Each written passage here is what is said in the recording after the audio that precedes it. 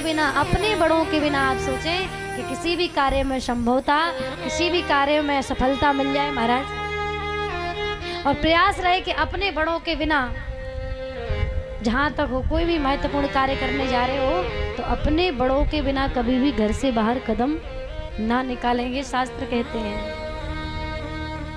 जो लोग अपने आप को सर्वश्रेष्ठ, अपने आप को पढ़ा लिखा सब कुछ समझते हैं ना, लेकिन एक बहुत अच्छी बात बता दूं, उम्र का तजुर्बा किताबों से कहीं ज्यादा ऊपर है। जो उम्र के साथ समझदारी आती है ना, जो उम्र के साथ व्यक्ति को ज्ञान आता है, वो आपको पुस्तकें पढ़ने से कभी नहीं मिलने वाला। क्योंकि मैच्योरिटी जो होती है वो उम्र के साथ ही आती है, वजनदारी जो होती है वो उम्र के साथ ही। जैसे उम्र बढ़ती है वैसे आदमी अपने आप मैच्योर होते चला जाता है। आजकल तो हम कर लेंगे, हमारे बड़े पढ़े लिखे नहीं हैं, ये क्या जाने। आजकल ये भ्रांतियां पल गई हैं ना कि ये क्या जाने, ये क्या समझे। आजकल ऐसा अक्सर देखने को मिलता है।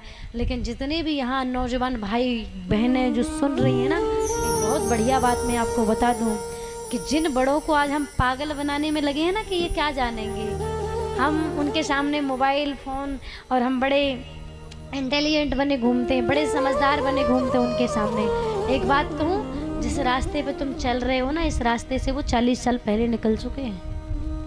और उनको समझाने या उनको पागल बनाने की चेष्टा कभी मत करना। क्यों? क्योंकि उम्र का तजुर्बा तुम्हारी किताबी ज्ञानों से बहुत ऊपर है।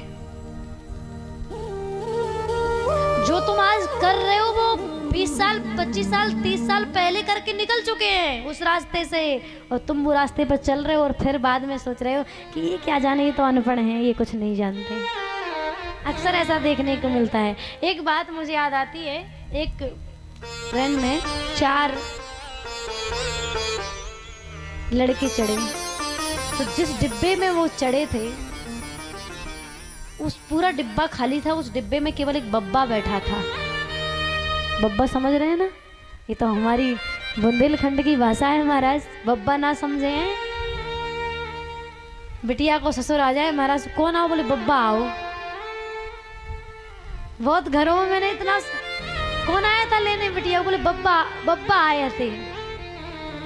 ये नहीं कहेंगे कि दामाद जी के पिताजी आए थे, बब्बा आए थे सो ले गए। तो बब्बा तो हमारी आम भाषा है ना।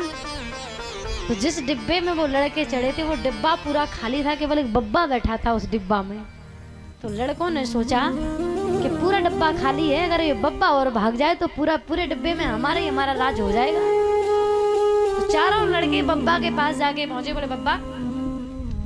बब्बा ने कहा कहो, बोले बब्बा आप डब्बा बदल लो। तो बब्बा बोला मैं डब्बा क्यों बदलूं भाई, मैंने भी पैसे दिया है, मैंने भी रिजर्वेशन करवाया है, मैं डब्बा क्यों बदलूं। बोले बब्बा हमें थोड़ी सी प्रॉब्लम हो रही है, पूरा डब्बा खाली, अगर आप डब्बा बदल लें तो बढ़िया रह जाए, हमारा काम बन जाएगा। क्या प्रॉब्लम? बोले हमें थोड़ी फिल्मी शूटिंग करनी है और आप जो है डब्बा बदल लेते तो बढ़िया रहता, क्योंकि आपकी वजह से हमें थोड़ी सी दिक्कत, थोड़ी शर्म आ रही है। तो बब्बा ने कहा दिक्कत आपको है, आप डब्बा बदलो, मैं क्यों भला भाई डब्बा बदलूं। अब आपको दिक्कत है तो आप डब्बा बदलो। बब्बा ने मना कर दिया कि मैं डब्बा नहीं बदलूंगा। चारों लड़के मिलकर के बोले बब्बा ऐसे डब्बा नहीं बदलेगा। तो बोले मिलकर के चैन खींच दो, चैन खींचेंगे टीटी आएगा, सो हम बब्बा का नाम लगा देंगे, सो बब्बा को उठा के ले जाएगा, सो डब्बा खाली हो जाएगा। और चारों जब आपस में, अब बब्बा ये बात सुन रहा है, चारों कह रहे हैं कि चैन खींच दो, टीसी आएगा तो हम नाम लगा देंगे बब्बा के, साहब इसने चैन खींची उसको उठा के। अब बब्बा ये सब सुन रहा है और चारों लड़के जैसे इतनी योजना, तब तक एक बोला कहीं मान लो बब्बा ने बोल दिया कि साहब मैंने चैन नहीं खींची, लड़कों ने खींची, तो बोले हम फंस जाएंगे। तो बोले ऐसा करो, बोले जुर्माना लगेगा। आपको पता है जब ट्रेन में कोई भी गलत का कुछ भी होता है तो जुर्माना भरना पड़ता है, चैन खींच दे या कोई अदरवाइज कुछ भी करता है तो उसका जुर्माना भरना पड़ता है। तो बोले जुर्माना भरना पड़ेगा। तब बोले ऐसा करो जुर्माना पहले ही इकट्ठा करके रख लो, कहीं मान लो कहीं हमारे ही नाम लगा दिया तो जुर्माना तुरंत भर देंगे, मामला रफा दफा सब हो जाए। अब चारों ने जैसे इतना कहा कि डब्बा की चैन खींच दो और पहले ही जो है सब व्यवस्था बना के, चारों ने भैया 500-500 रुपया निकाले जुर्माना इकट्ठा करके एक ने अपनी जेब में रख लिया और पांचों ने मिलके चैन खींच दी। और पांचों ने जैसे ही चैन खींची, ट्रेन रुकी। और जैसे ही टीसी आया, टीसी ने पूछा कि क्यों? स्वाभाविक ट्रेन रुकती है, कोई चैन खींचता तो टीसी जानकारी लेता ही है। तो टीसी ने आकर के पूछा कि क्यों, इस डिब्बे में किसी ने चैन खींची? तो चारों लड़के उठ के खड़े हो गए, बोले हाँ साहब, इस बब्बा ने खींची। टीसी बोला, बब्बा आपको पता है कितना नुकसान हुआ है? आपको पता है आपने कितना बड़ा नुकसान किया है, कितनी बड़ी गलती की है? इस गलती का बहुत बड़ा जुर्माना भी आपको भुगतना पड़ सकता है। आपने ऐसा क्यों किया? बब्बा, टीसी ने पूछा आपने चैन खींची? लड़के कह रहे हैं कि आपने चैन खींची? तो बब्बा बोला हाँ साहब खींची। जैसे इतना कहा कि हाँ साहब खींची, तो टीसी बोला क्यों खींची? बब्बा बोला साहब ये लड़के कह रहे थे मुझसे कि बब्बा डब्बा बदल लो, इसलिए खींची। तो टीसी बोला बब्बा आप डब्बा बदल लेते, चैन खींचने की क्या जरूरत थी?